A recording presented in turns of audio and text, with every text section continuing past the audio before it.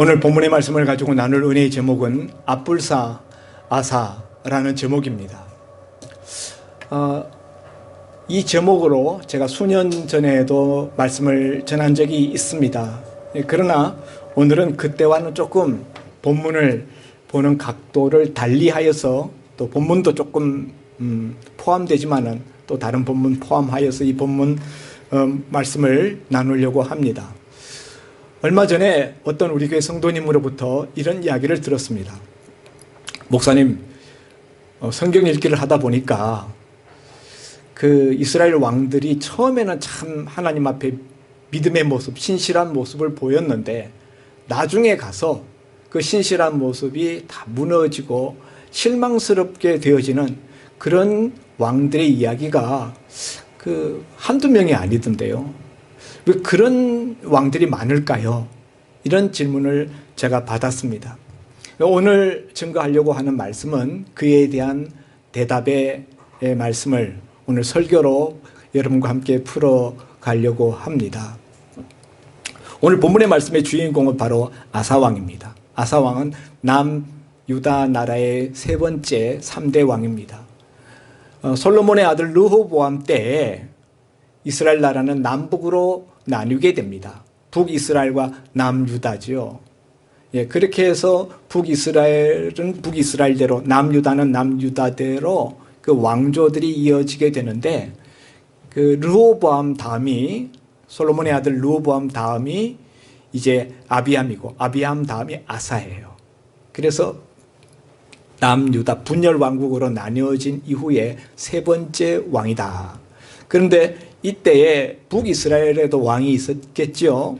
북이스라엘의 왕은 누구냐?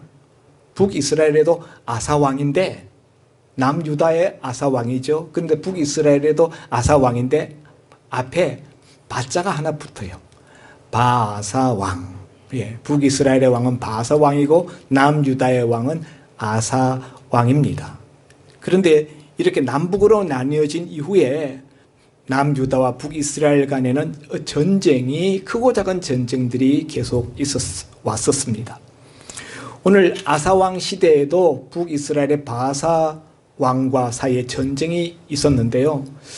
그 북이스라엘의 바사 왕이 남유다와의 접경지, 사실은 남유다 땅에 해당되는 그 지역, 오늘 라마라는 지역에 와가지고 그 지역의 땅을 점령하고 거기에다 자기네 그 성읍을 건축하려고 하는 거예요. 자기네 어떤 의미에서 남유다를 공격하기 위한 어떤 진지, 교두보, 이제 그런 전략적인 요충지로 삼으려고 라마성을 건축하는 일을 기획하고 있습니다. 마치 우리나라 이 남북과 이렇게 나뉘어져 있는 상황과 굉장히 비슷하죠. 휴전선에 보면은 북쪽과 남쪽 사이에 서로 어느 정도 이제 그 공백을 두고 있는데 마치 이런 거예요. 북쪽에 있는 군인들이, 북한 군인들이 휴전선으로 침범해서 남쪽 지역에 해당되는 그 비무장지대 안으로 들어와서 거기다가 자기네들이 진지를 구축하는 거예요. 그러면 우리 쪽에서 가만히 있을 수 없잖아요. 우리도 같이 올라가서 그걸 몰아내야 되는데, 우리 지역 안에 들어와 있으면 몰아내야 되는데, 이제 이것이 당시 남유다의 아사왕의 고민이었습니다. 자기네 땅에 들어와서 성읍을 건축하고 남유다를 침공하려고, 또 북이스라엘의 백성들이 남유다로 건너오지 못하도록 길목을 차단하는 거예요. 당시 이제 남유다 아사왕 시절에 하나님이 축복을 해주셔서 남유다 나라가 굉장히 융성했습니다. 번영하고 태평성대한 그런 모습을 보고 북이스라엘 백성들이 남유다로 많이 넘어옵니다. 중요한 이유 중에 하나는 북쪽에는 성전이 없잖아요. 예루살렘 성전이 없어요. 가짜, 베델과 단에 세운 가짜 제단만 있고, 진짜 성전은 예루살렘 솔로몬 성전인데 그곳에 갈 수 없으니 경건한 이스라엘 백성들 중에는 남유다 땅으로 귀순하여서 예루살렘 성전에 가서 제사 드려야 되겠다. 이런 사람들이 많이 넘어왔어요. 북한에서 우리 동포들이 탈북해가지고 남한으로 오듯이. 그런데 그렇게 넘어오지 못하도록 이 라마성을 점령하고 거기다 라마의 성읍을 쌓아서 왕래하지 못하도록 길목을 차단하는 이런 일을 도모한 것이 바사 왕입니다. 그래서 남유다의 아사 왕은 이걸 어떻게든지 물리쳐야 되겠다. 그런데 자기네 군사력만으로 물리치기에는 북이스라엘이 자신보다 강한 거예요. 그래서 어떻게 하면 좋을까 고민하다가 북이스라엘 옆에 있는 북이스라엘보다 더 크고 강한 나라인 아람 나라 왕에게 사신을 보내어서 도움을 요청합니다. 우리가 당신에게 금은 보화를 보내니 그걸 받으시고 저 북이스라엘 놈들을 뒤통수를 좀 쳐주십시오. 우리 아버지와 당신 아버지 사이에 약조가 맺어져 있었듯이 이제 당신과 나 사이에도 약조를 맺읍시다. 약조를 맺어서 이제 나의 이 부탁을 들어주십시오. 이런 요청을 하게 됩니다. 그때 동원한 금은 보화는 하나님의 성전에 있었던 그 보물들과 또 왕궁 곳간에 있는 보물들, 그러니까 솔로몬 성전에 딸려 있는 그 성전 곳간, 거기 보화들이 많이 있었죠. 그 보화들과 왕궁 보화들 모아놓은 그 창고에 있는 그 모든 보화들 다 모아가지고 그걸 다 아람 왕에게 보내었다. 뇌물로서. 그랬더니 아람 왕이 그 보물을 받고 북이스라엘을 쳐들어갔어요. 북이스라엘의 여러 성읍들을 공격하니 이렇게 라마성을 건축하고 있었던 군대가, 북이스라엘 군대가 자기네 그 성읍들이 공격당하는 바람에 다 물러가게 됩니다. 결과적으로 남유다의 아사 왕이 원했던 것을 얻었어요. 그래서 그 라마성을 건축하느라고 갖다 놓았던 목재, 석재 이런 것들을 아사 왕이 올라가 가지고 군사들, 백성들을 거느리고 올라가서 그걸 다 가지고 와서 자기네 성읍을 건축했어요. 예. 6절에 보니까 아사 왕이 온 유다 무리를 거느리고 바사가 라마를 건축하던 돌과 제목을 운반하여다가 게바와 미스바를 건축하였더라. 이 게바와 미스바 역시 국경선에 아주 가깝게 인접해 있는 그런 마을들인데 그 마을들을 견고하게 건축했다 하는 것이죠. 그래서 인간적으로 보면은 소기에 원하던 목적을 이루었다 싶은데 그 다음에 7절에 보니까 그때 선견자 하나니가 유다 왕 아사에게 나와서 그에게 책망합니다. 선지자가 나와서 아사 왕에게 책망을 하고 있어요. 뭐라고 책망합니까? 왕이 아람 왕을 의지하고 왕의 하나님 여호와를 의지하지 아니하였으므로 아람 왕의 군대가 왕의 손에서 벗어났나이다. 이게 무슨 말이죠? 지금 금은 보화를 보내어서 아람의 용병들을 통하여서 북이스라엘 군대를 물리친 이 일에 대하여서 지금 하나님의 책망의 말씀을 선지자 하나니가 대신 전하고 있는 거예요. 그런 행위는 하나님을 의지하지 아니한 행위다. 아람 왕을 의지하였다. 이렇게 이야기하면서 그러므로 하나님 의지하지 않고 아람 왕을 의지하였기 때문에 아람 왕의 군대가 왕의 손에서 벗어났습니다. 만일 그렇게 하지 않고 하나님을 의지하였더라면 아람 군대를 무찌를 수 있었을 텐데 이제는 아람 군대가 왕의 손에서 완전히 벗어났다는 거예요. 그래서 이후에는 어떤 일들이 벌어집니까? 남유다의 역사에 있어서 이 아람 왕의 군대가 이후에 자자손손 대를 이어서 남유다 나라를 침공하고 괴롭히는 그런 세력으로 남아서 역할을 하게 됩니다. 아주 큰 실책을 범하였다고 지금 책망하는 거예요. 그러면서 그 다음 절 말씀에 보면은 8절에 구스 사람과 롭 사람의 군대가 크지 아니하며 말과 병거가 심히 많지 아니하더이까. 그러나 왕이 여호와를 의지하였으므로 여호와께서 왕의 손에 넘기셨나이다. 이게 무슨 이야기인가 하면은 이 14장에 나오는 기사를 지금 염두에 두고 하는 말이에요. 아사왕의 일대기는 이 역대하 14장부터 15장, 16장, 3장에 걸쳐서 기록되어져 있습니다.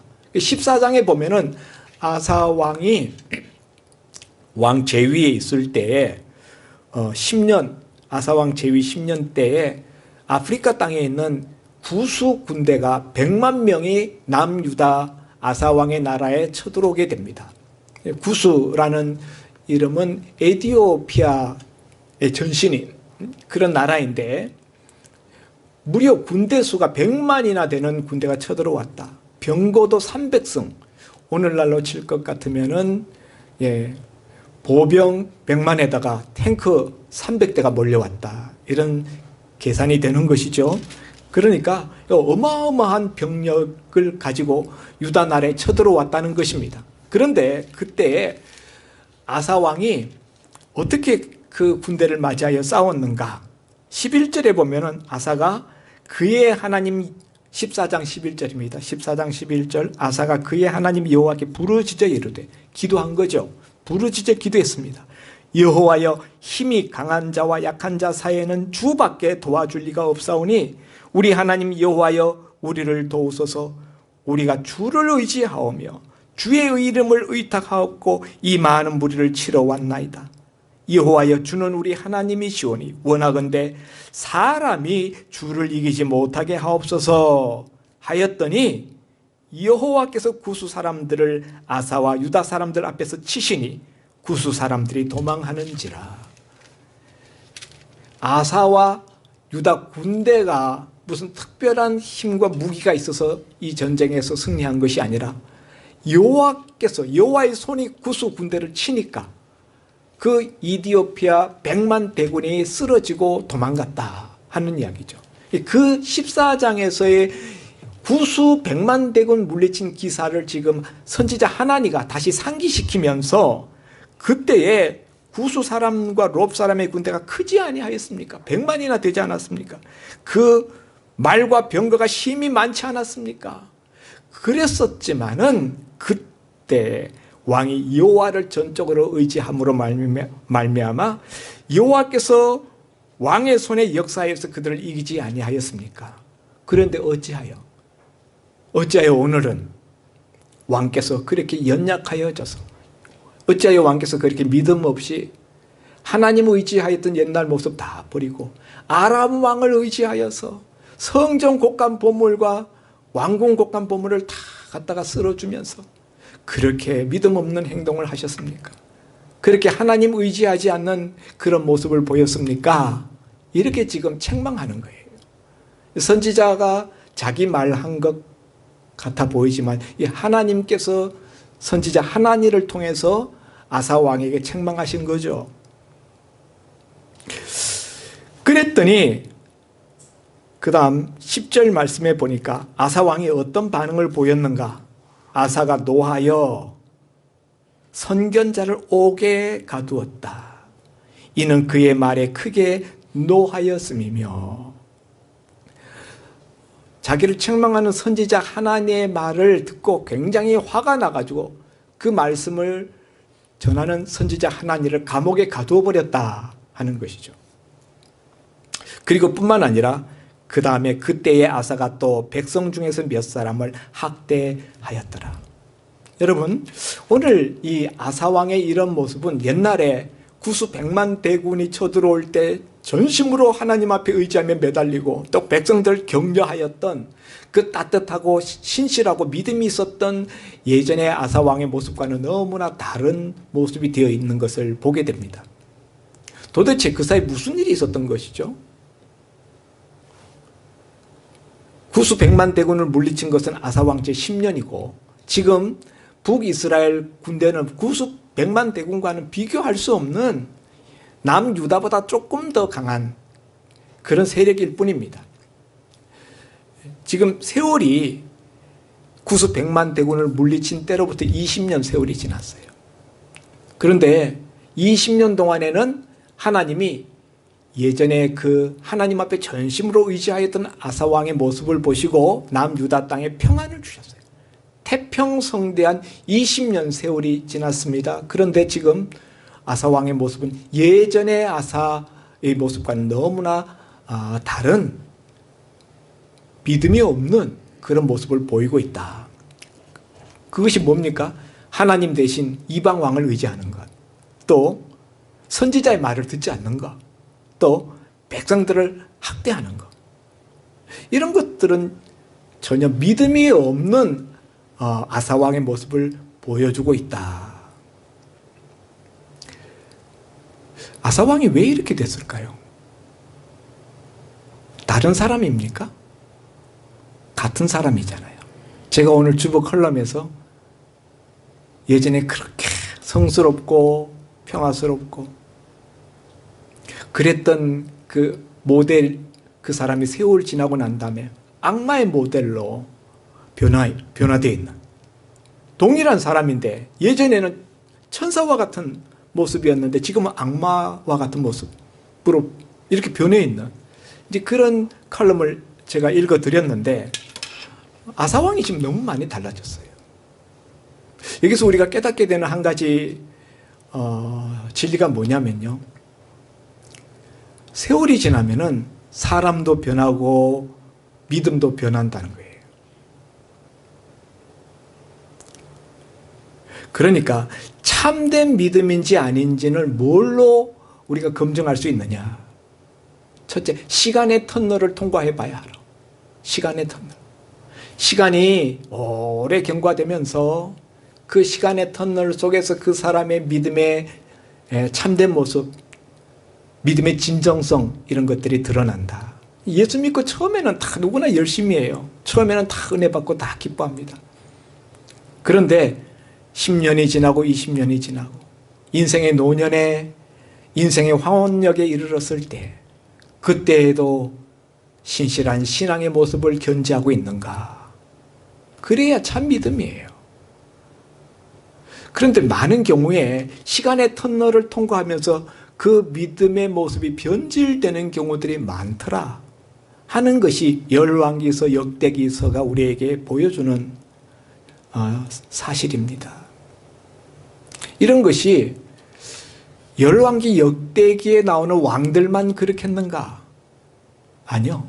오늘 교회 안에서 매 주일마다 예배 자리에 앉아있는 저와 여러분 가운데에도 얼마든지 이런 일이 일어날 수 있다는 사실이죠. 그래서 참된 믿음은 시간의 터널을 통해서 검증된다. 두 번째, 참된 믿음은 고난의 터널을 통과해 봐야 알아요.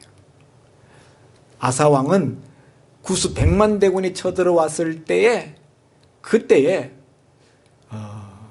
정말 하나님 앞에 매달리는, 전적으로 하나님을 구하는 그런 모습으로 그 믿음을 드러냈습니다. 많은 사람들이 군대에 가서 신앙을 잃어버려요. 또 사회생활 하면서 생존 경쟁의 대열 속에서 먹고 사는 데 힘쓰다 보니까 신앙을 잃어버려요. 이 고난의 터널을 통과해 봐야 그 사람의 믿음의 진면목을 알아볼 수 있다. 많은 사람들이 평탄할 때는 예수 믿었는데 힘들고 어려운 일이 일어나니까 신앙을 버리고 떠나가는 그런 일들이 많기 때문입니다. 세 번째로 오늘 아사왕에게 볼 수 있는 것과 같은 거예요. 평안의 터널을 통과해 봐야 그 믿음의 진면목을 알아볼 수 있다는 거예요. 구수 100만 대군을 물리치고 난 다음에 지금 20년 동안 하나님이 태평성대한 세월을 주셨고, 남유다 나라는 정말 부강해지는 그런 세월을 보내었습니다. 외침이 전혀 없었어요. 이런 태평성대, 평안한 나날들이 20년 동안 계속되었어요. 이 평안의 터널을 통과할 때에 아사왕은 그 믿음이 무너지고 말았다. 자기도 모르는 사이에 그렇게 된 거예요. 그래서 여러분, 오늘 우리가 하나님 앞에 늘 태평성대를 구하잖아요. 하나님 좀 제발 제가 하는 일이 잘 되게 해주시고 모든 것이 형통하게 우리 자녀들도 잘 되게. 그게 거의 뭐 유일한 기도 제목이다시피 기도하시는 분들 많은데 하나님이 왜 그거 안 들어주실까요? 어떤 때는 내 기도를 안 들어주시는 것 같아서 하나님이 야속하기도 해요. 하나님께 원망을 터뜨리기도 합니다. 그런데 하나님 편에서 보면은 다 들어주면은 아사왕처럼 될 그런 요소가 우리에게 보이기 때문에 그럴 수도 있어요. 우리가 태평성대의 모든 것이 다 잘 되면 좋을 것 같죠? 근데 그렇게 되면은 10중 8, 10중 8은 신앙이 약해진다는 거예요. 영적으로 믿음이 무너지기 쉽다는 거예요. 물론 다 그렇지는 않아요.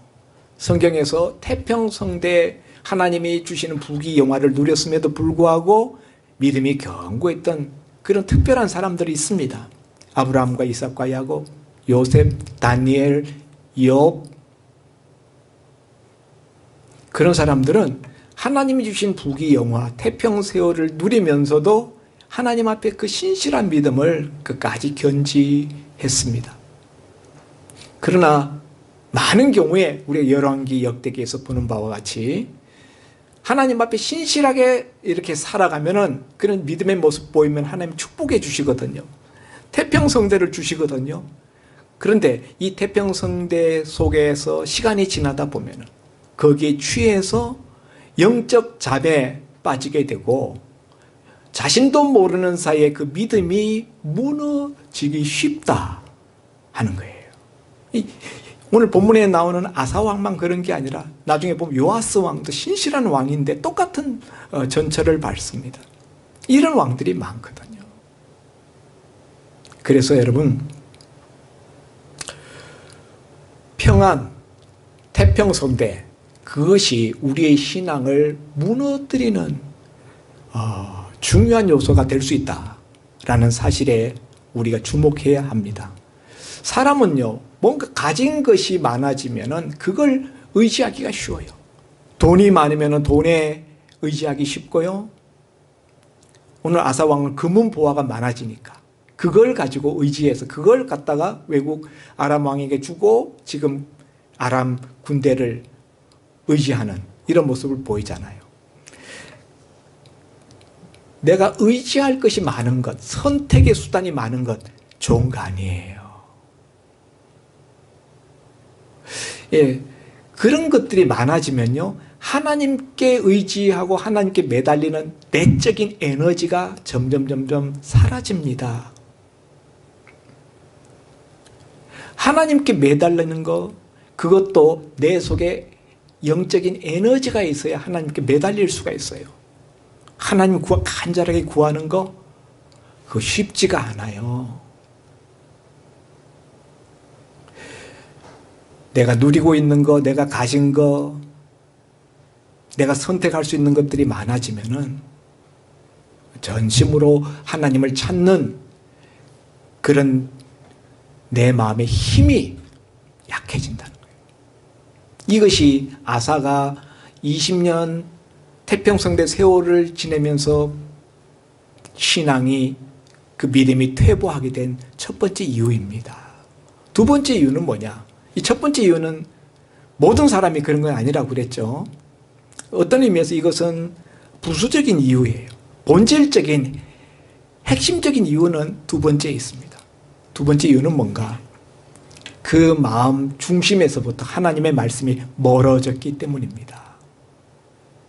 아사 왕의 마음 중심에 하나님의 말씀이 견고하게 자리 잡고 있었는데 그 말씀이 점점 20년 태평 세월을 보내면서 아사의 마음속에서부터 마음 중심에서부터 점점 멀어지기 시작했다는 거예요. 뭘로 할 수 있는가?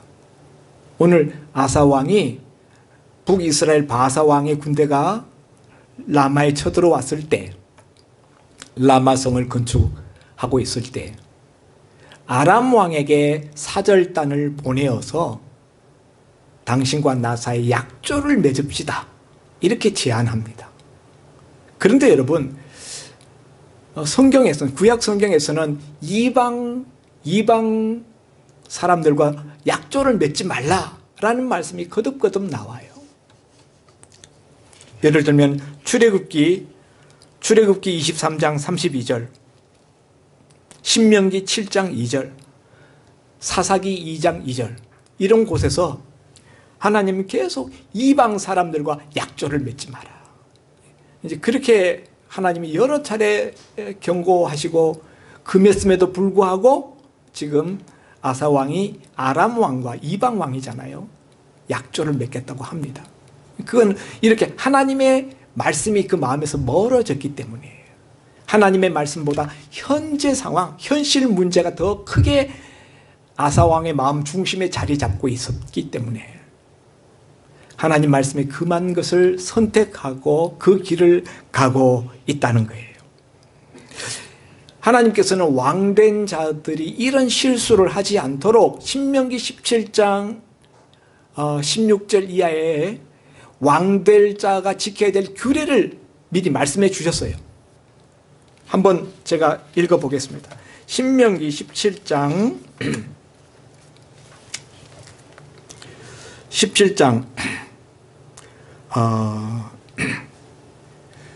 16절 이하에 보면은 병마를 많이 두지 말라. 17절에는 아내를 많이 두지 말라. 17절 하반절에는 은금을 자기를 위하여 많이 쌓지 말라. 이렇게 병마, 말들, 아내, 또 자기를 위한 은금, 이 세 가지를 많이 두지 말라라고 제안하시고 금하시고, 그 다음 18절에 보면은 신명기 17장 18절, 그가 왕 위에 오르거든 이 율법서의 등사본을 레위 사람 제사장 앞에서 책에 기록하여 평생에 자기 옆에 두고 읽어 그의 하나님 여호와 경외하기를 배우며 이 율법의 모든 말과 이 규례를 지켜 행할 것이니라. 이 세 가지를 금한 명령을, 규례를 주시고 그 다음에 뭐라고 이야기하는가 하면 이 규례를 등사를 해가지고 자기 옆에 두고, 왕이, 임금이 자기 옆에 두고 수시로 읽고, 그리고 수시로 그 말씀을 배우면서 여호와 경외하기를 배우고, 또 그리함으로 이 모든 말과 규례를 지켜 행하라. 여기 이제 중요한 왕이 지켜야 될 덕목, 하나님의 말씀을, 그것을 기록해 가지고 그 등사를 해서 그것을 옆에 두고 수시로 평생을 읽으라는 거예요. 그래서 이 하나님의 말씀을 지켜 행할 수 있도록 하라. 그런데 이렇게 하나님이 이렇게 금한 내용들, 언약을 체결하지 말라라는 것도 하나님의 율법 중에 들어있는 내용인데, 아사 왕이 그 하나님이 금하신 율법을 어기고 이방 왕과 언약을 체결했다라는 것은 무엇을 증거하는 반증인가 하면은 왕의 마음에서 하나님의 말씀이 그만큼 멀어지고 희미해졌다는 거예요. 만일 아사 왕이 이 하나님의 율법의 말씀들을 옆에 두고 계속 그 말씀을 읽고 배우고 그 마음 중심에 하나님의 말씀, 하나님의 규례가 서 있었더라면은 이런 이방 왕과의 언약 체결을 도모했겠는가? 그 마음 중심에서부터 하나님의 말씀에 멀어진 결과로 나타난 현상이라는 거죠. 여러분, 신앙생활이라는 것은 무엇인가 하면은 우리 마음 중심 빼앗기, 그게 신앙생활의 핵심이에요. 어느 날 우리 집사람이 이렇게 이야기하더라고요. 여보, 그 역사서를 읽어보니까 왜 그렇게 전쟁이 많이 나와? 자기는 여자로서 영화를 봐도 전쟁 영화는 자기는 싫대요. 맨날 뭐 피가 난무하고 막 이런 거 자기 너무 싫은데, 이 역사서 열왕기 상하, 역대기 상하 읽어보면 너무 잔인하고 맨날 그 싸우는 장면, 왜 이런 이야기를 성경에 이렇게 많이 기록하고 있는가? 의아스럽다, 이런 이야기를 하길래 제가 이야기를 했어요. 여보, 유명한 짱발짱 이야기를 쓴 작가, 레 미제라블이라는 그 작품을 쓴 작가가 빅토르 위고라는 사람인데, 그 사람이 한 유명한 말이 있다. 무슨 말을 했는가 하면 산다는 것은 곧 싸운다는 것이다. 산다는 것은 곧 전투라는 거예요. 여러분, 우리가 이 세상에 태어날 때부터 우리는 내 주변의 환경과 또 나를 저해하려고 하는 어떤 세력들, 환경과 더불어 싸웁니다. 우리 지금 코로나 바이러스와 싸우고 있어요. 산다는 것 자체가 전투예요. 생존 경쟁에 이것도 전투죠. 그런데 여러분, 이것보다 더 치열한 전투가 있는데 그건 뭐냐? 우리 내면에서 벌어지고 있는 영적인 전투예요. 성경이 이렇게 많은 전투 이야기를 하는 것은 우리 그리스도인의 실존, 그리스도인들이 처하고 있는 그 영적인 그 자리가 어딘가? 피비린내 나는 그런 전투의 현장에 우리가 서 있다는 거예요. 사탄과의 싸움, 이 세상의 악한 그 세력들과 정사들과의 싸움, 또 내 속에 있는 죄성과의 싸움, 이 세상의 악한 타락한 문화와의 싸움, 이런 것들로 인하여서 우리는 잠시도 이 싸움에서 벗어날 수 없습니다. 그런 사실에 대해서 직시하도록 이렇게 열왕기 또 역대기에서는 수많은 전투의 현장을 보여줍니다. 그 중에서 제일 핵심은 뭐냐? 마음 중심 빼앗기예요. 마음 중심 빼앗기. 우리 영적 전투의 제일 최전선은 우리 마음 중심이에요. 창세기에 보면은 아담 하와가 에덴 동산에서 정말 하나님 주신 그 복을 누리고 있을 때 뱀이 와가지고, 사탄이 와서 뭘 하고 있습니까? 하와를 유혹하는데 그 핵심은요, 그 마음 중심에서부터 하나님 말씀을 빼앗는 거예요. 그게 핵심이에요.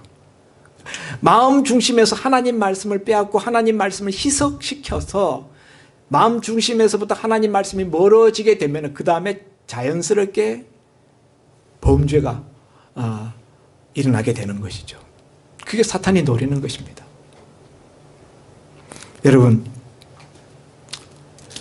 그런데 이 싸움에서 밀리게 되면은 이 마음 중심 빼앗기, 옛날에 우리 뭐 술래잡기 할 때 보면 뭐 그런 비슷한 놀이가 있었어요. 고지를 만들어 놓고 고지 서로 빼앗기. 어떤 의미에서 우리가 그런 그 영적인 전투를 하고 있는데요. 이 싸움에서 우리가 지고 밀리면은 우리 마음 중심에서부터 하나님 말씀이 점점 바깥으로 변방으로 밀려나가게 돼요. 아사 왕은 자기도 모르는 사이에 이렇게 되어졌던 것입니다. 여러분, 세월의 터널을 통과하면서 20년 세월 사이에 아사 왕은 자기도 모르는 사이에 자신의 마음 중심에서 하나님의 말씀이 점점 멀어지고 있는 현실을 전혀 알지 못했어요. 눈치채지 못했어요. 왜냐하면 겉모습은 똑같기 때문에. 오늘날 우리 교회 안에서도 이런 일들이 얼마나 지금 많이 일어나고 있는지 몰라요. 특별히 코로나 시대. 코로나 핑계를 대면서 이런저런 이유로 예배에 점점 빠지는 사람들, 예배 빠지는 횟수가 늘어나고 있는 사람들이 있습니다. 그건 뭡니까? 마음 중심에서 하나님 말씀 빼앗기 위해서 지금 지고 있는 거예요. 예배에 앉아는 있는데 영혼 없는 몸으로 앉아 있어요. 그냥 멍 때리고 아무 생각 없이, 아무 느낌 없이 영혼 없는 몸처럼 앉아있는 허수아비 같은 그런 모습들도 보입니다. 그 뭡니까? 마음에서 하나님 말씀이 빼앗겨지고 있는 거예요. 이런 사람들은 거꾸로 가는 열차를 타고 있는 겁니다. 정상적인 거는 우리 신앙이 성장하고 성숙하고 더 발전하고 부흥되어야 되는데 아니요. 이건 뭐 오히려 더 뒤로 물러가고 있어요. 5년 전보다 믿음이 못해.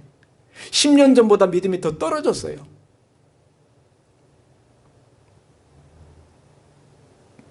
그러면 여러분, 오늘 우리는 정확한 자기 진단부터 먼저 해봐야 돼요. 나는 혹시 거꾸로 가는 열차를 타고 있지는 않는가? 겉모습에 속아서 내가 가지고 있는 직분, 또 매주일마다 나와 드리는 예배, 이런 겉모습에 속아서 실제로 내 마음 중심에서는 하나님 말씀이 이미 뺏겨지고 점점 변방으로 밀려나고 있는데도 불구하고 전혀 눈치를 못 채고 그냥 지금 이 상태로 가고 있다면은 우리는 앞불사 아사짝이 나는 거예요.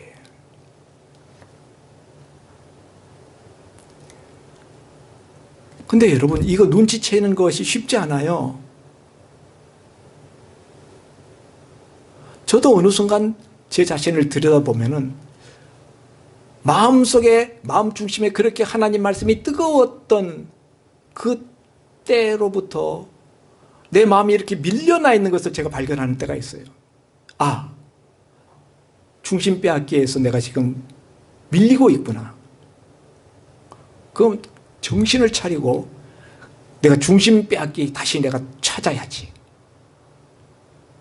여기 앉아있다고 마음 중심에 하나님 말씀이 다 이렇게 견고하게 좌정되어 있는 거 아니에요. 마음 중심에 딴 것들이 다 자리 잡고 있을 수 있어요. 현실 문제. 현실 문제보다 하나님 말씀이 더 중심에 자리 잡고 있어야 됩니다. 아사 왕은 바사의 침입이라는 현실 문제가 하나님 말씀보다 더 마음에 굳게 자리 잡았기 때문에 이런 결과가 온 거예요. 사랑하는 성도 여러분, 그러므로 우리가 자신의 내면을 철저하게 정확하게 우리가 진단을 하고 조사를 하고 내 마음 중심을 하나님 말씀으로 견고하게 세워야 됩니다. 중심 빼앗기 우리가 다시 해야 돼요. 돌이켜야 됩니다. 그러지 않으면 어떻게 됩니까? 이 아사 왕에게 하나님께서 뭐라고 말씀하셨어요? 9절 끝에 보니까 이후부터는 왕에게 전쟁이 있으리이다.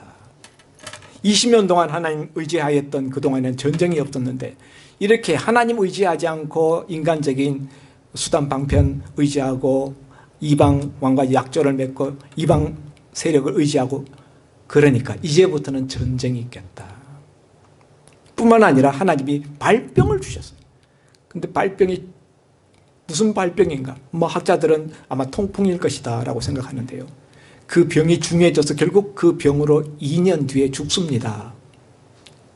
하나님이 선지자 하나니를 보내서 책망하고 3년 세월을 기다리셨어요.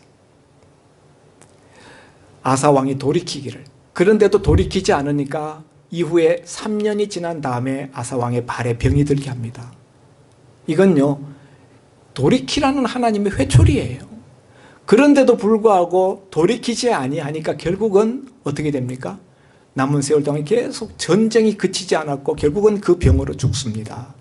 얼마나 안타깝습니까? 그렇게 하나님 의지했던 신실했었던 그 아사왕이 병이 들었는데 하나님 의지하지 않고 의원들만 찾아다녔어요.